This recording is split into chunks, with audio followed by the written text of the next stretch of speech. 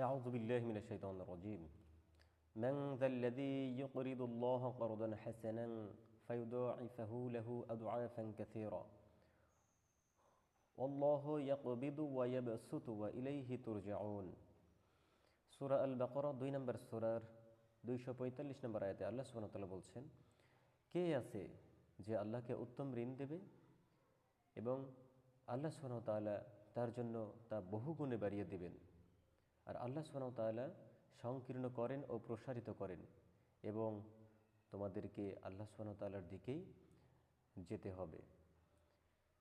তো আল্লাহ সুবহানাহু ওয়া তাআলা যখন এই আয়াতটি নাজিল করলেন, রাসূল সাল্লাল্লাহু আলাইহি ওয়াসাল্লাম যখন বর্ণনা করলেন এই আয়াতটি, তখন হযরত দাহদাহ রাদিয়াল্লাহু তাআলা আনহু তিনি রাসূল সাল্লাল্লাহু আলাইহি ওয়াসাল্লামকে বললেন, ইয়া রাসূলুল্লাহ সাল্লাল্লাহু আলাইহি ওয়াসাল্লাম, আল্লাহ সুবহানাহু ওয়া তাআলা ঋণ চাচ্ছেন, উত্তম ঋণ। তিনি বললেন, হ্যাঁ।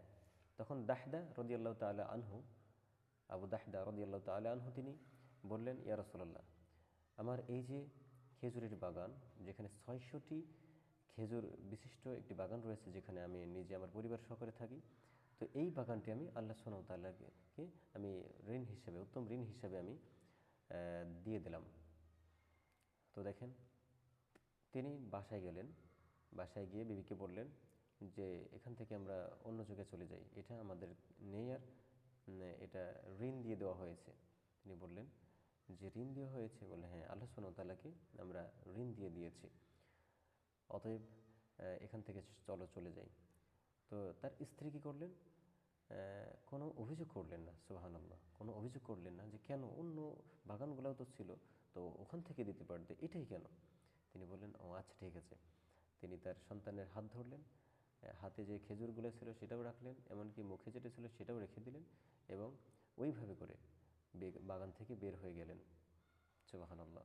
দেখেন আল্লাহ সুবহানাহু ওয়া তাআলার আয়াতের আমলটা কীভাবে তিনারা করেছেন, মানে আল্লাহ সুবহানাহু ওয়া তাআলাকে এতটা মূল্যায়ন করেছেন, আল্লাহ সুবহানাহু ওয়া তাআলার কথাকে।